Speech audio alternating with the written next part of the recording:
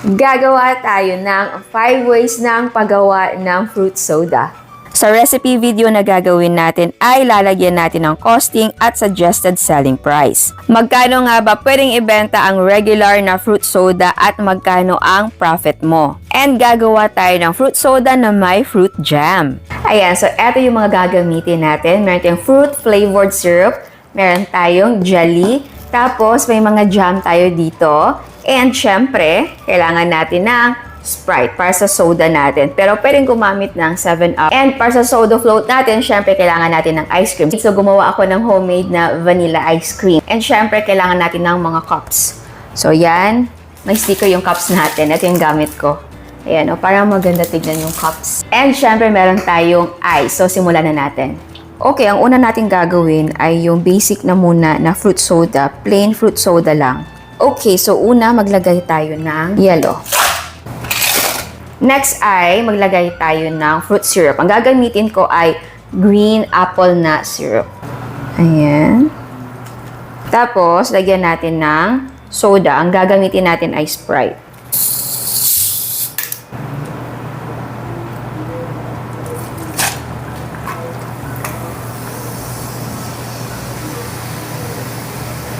Okay. And then next ay maglagay tayo ng jelly. Ayan. And then, takpan natin yan. Oh. So, meron ka ng green apple soda. Ang total cost ay 21 pesos and 57 centavos. Pwede mong ibenta ng 35 pesos. So, makita kang 13 pesos and 43 centavos. And nga pala, ang jelly na inilagay ko ay equivalent sa 3 tablespoons. So, pwede mo siyang bawasan. Okay, next na flavor na gagawin natin ay strawberry. Pero gamit tayo ng strawberry jam. So, maglagay tayo ng ating strawberry jam. Kalat natin. And then next ay maglagay tayo ng yellow. Tapos, maglagay tayo ng soda.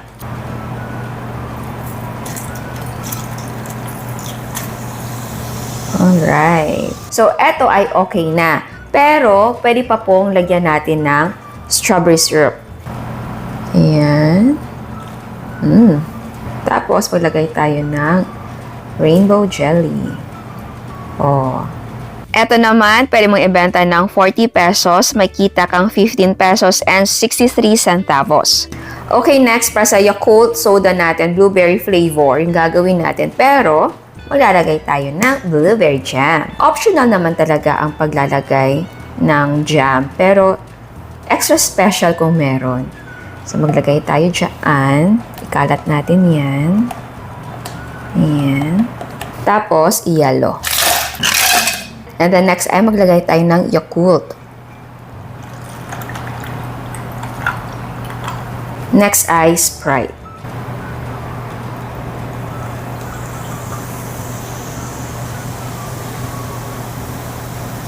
Tapos, maglagay tayo ng blueberry syrup.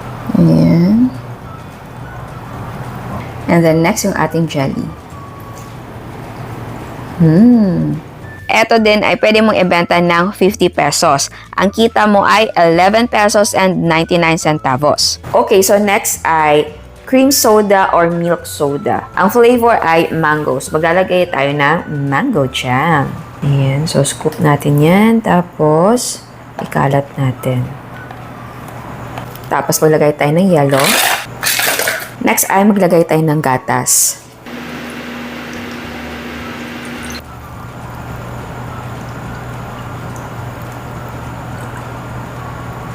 Tapos, maglagay tayo ng Sprite.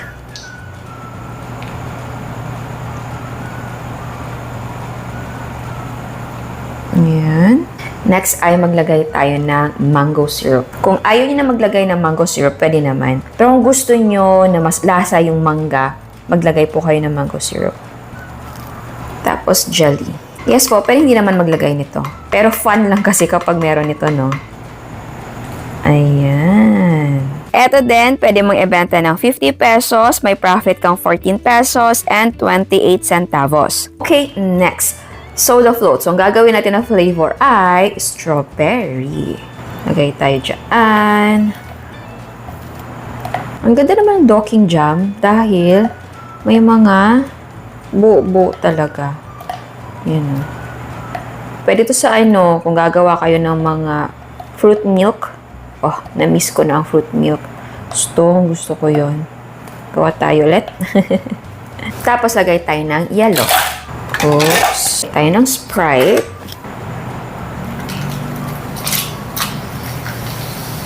Okay. Tapos maglagay tayo ng strawberry syrup. Okay. Lagyan natin ito ng ice cream. Ayan. And then mag-drizzle tayo ng chocolate syrup. Natakpan natin to. So, ang gamit ko ditong lid ay dome lid. Dahil meron tayong ice cream. Ayan. Ito naman, pwede mong ibenta ng 40 pesos. Ang profit mo ay 14 pesos and 62 centavos. Okay, bonus recipe, combination tayo ng flavors. Gamit tayo ng mango jam and watermelon na syrup. Okay, una, maglagay tayo ng ating mango jam. Ayan. Kalat natin. Tapos, yellow. Oops. Sprite.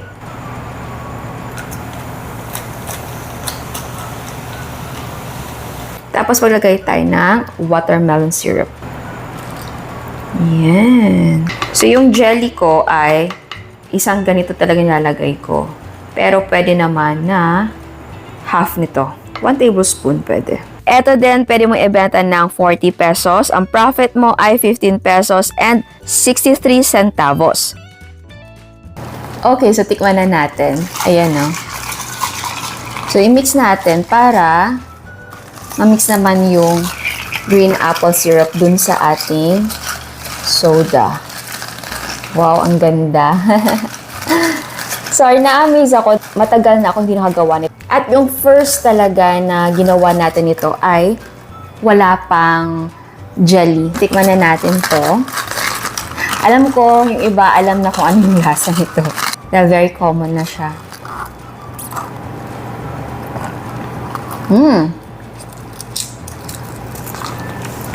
Ang sarap. Alam nyo ba, yung green apple or kahit apple lang na juice, hindi ako mahilig. Pero, nung natikman ko to, yes, first fruit soda na tikman ko ay green apple. Yung ang gamit ay ito ha, Sprite. Kasi, meron na ako natikman before na soda.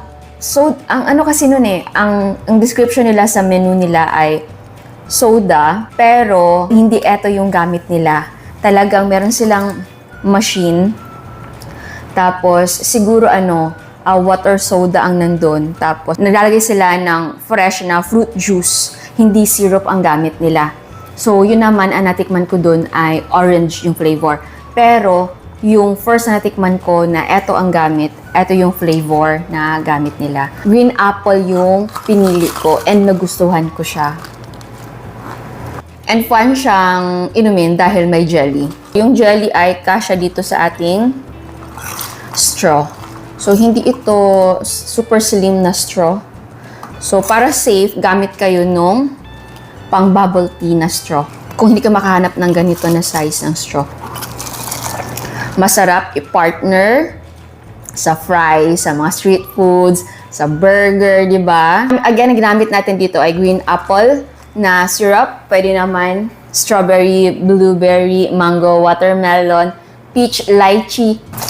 Okay, so tikman natin yung ating strawberry soda. So, eto ay my fruit jam. Alright. Okay, tikman natin.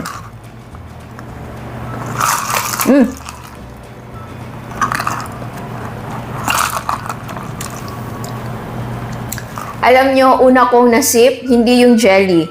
Yung ating strawberry jam. Ang sarap! And maganda nga na pag-sip mo, hindi lang jelly. Yung makakain mo, pati yung strawberry jam. Magandang idea siya. So, if ever na meron na kayong, I'm sure, marami na sa inyo ang nagninegosyo ng fruit soda. So, idagdag nyo to. I know din na meron na kayong fruit jam dyan. lagyan nyo po ng fruit jam ang mga fruit soda ninyo. Ayan yung ating blueberry Yakult soda. Tikman natin.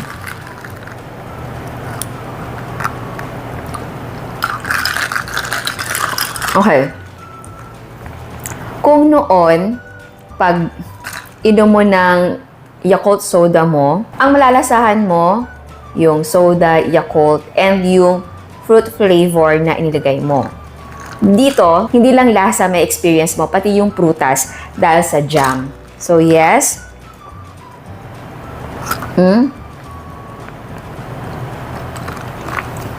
Recommended ko na maglagay kayo ng fruit jam sa mga drinks.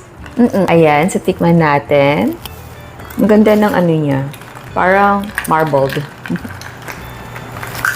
Ayan. Okay.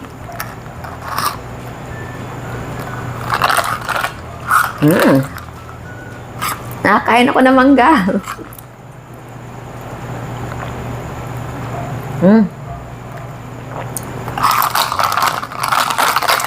Ang sarap ng combination. I know, kala nyo parang weird dahil soda and milk. Hindi po siya weird. Ang sarap po niya. Hindi ka kayo nawiwirduhan sa Yakult and soda, tapos Coke float. Gatas pa kaya. Parang ganun din yun. Ito naman ay milky. Pero andun nga yung, dahil diba soda, so refreshing yung dating niya. Basta, ang sarap ng combination niya. Subukan nyo. Kahit anong flavor ng fruit syrup, pwede talaga dito. Ang atin lang kasi ginawa natin ngayon para magamit natin lahat ng ating syrup, iniisa-isa ko. Kada recipe natin, isa yung flavor. Diba? Okay. Mix natin to. Ayan. Okay, tikman na natin.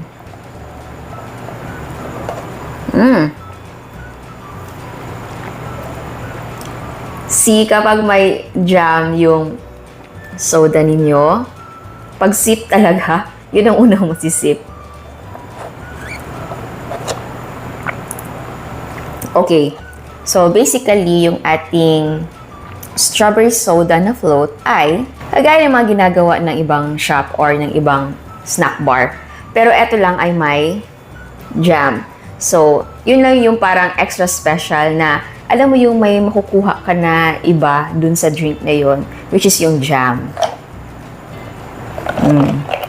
Sarap. And yun nga din, yung mga ganitong soda float ay mabibili mo lang sa mga cafe, sa mga maliliit na snack bar, kahit sa mga daan, di ba? Hindi kasi ito available sa mga fast food na nag-o-offer ng soda float, yung mga Coke float, dahil hindi sila nagsiserve ng ibang flavor. Gaya ng strawberry, blueberry, or kahit ano pa.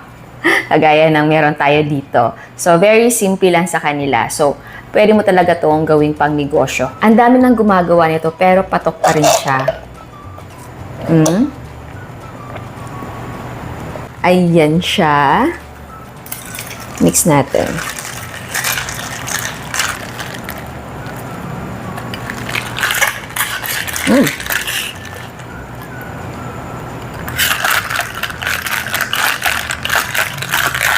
Masarap din yung combination nila. Gusto ko to, manga and watermelon.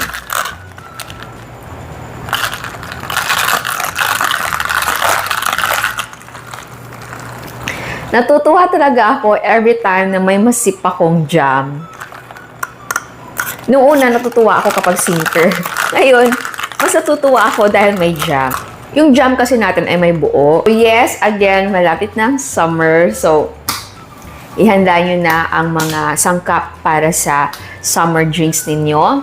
Mag-ready na kayo ng mga syrup. Again, kung gusto nyo bumili online, visit nyo ang Kusina Chef na Black Up. Andun sa yellow basket natin or sa showcase natin. Yeah, Gian's yung lagi kong ginagamit na syrup. So, marami ka talaga mapipili ng mga flavors doon. Actually, bibili pa ako ng bubblegum, winter melon, lychee, kasi wala na tayong lychee. And lemon, meron silang lemon, oo. I think may peach ata sila. And root beer, sure ako may root beer sila. Tapos may mga bago sila, pomegranate, tapos I think may calamansi. Basta may mga bago silang flavors. And para naman sa pang flavors ng coffee, may vanilla syrup, may caramel, may hazelnut din sila. Wala ako noon, bibili ako noon. Ano pa ba ang wala sa akin? Grapes. Ay, kung mahilig ko sa grapes, may grapes din sila. So yes, puntahan nyo lang yung Black Up. Add to cart nyo lang lahat ng gusto yung flavors, tsaka nyo siya i-check out. Isahan yung pag-deliver. And sa mga flavors, mag-experiment kayo. Combination, pwede talaga. And alam nyo, gusto ko pang gumawa tayo ng isa pa. Pero baka na-bored na kayo. Kasi marami talagang pwedeng gawin sa soda ng mga flavors. Pwedeng coffee. Actually, ginawa ko na din yan before. So, pwede nyo hanapin yung Kusina Chef. Type nyo lang Kusina Chef, fruit soda. And yung iba naman, kung ayaw nyo ng soda base, pwede na lemon or calamansi. Oo, pwedeng ganon. Tapos, yung mga flavor din na ginamit natin ay ito mga fruit syrup natin. So, yes, kapag meron kang fruit syrup, fruit jam, marami kang drinks na magagawa, hindi lang po soda. So, ayan, sana nagustuhan nyo ang recipe natin ngayon. Ciao! At sa mga hindi pa nakasubscribe, please subscribe sa ating YouTube channel and please click the notification bell and please click all para ma-notify kayo sa lahat ng uploads. And please don't forget to like our Facebook page and follow us on Instagram. Thank you!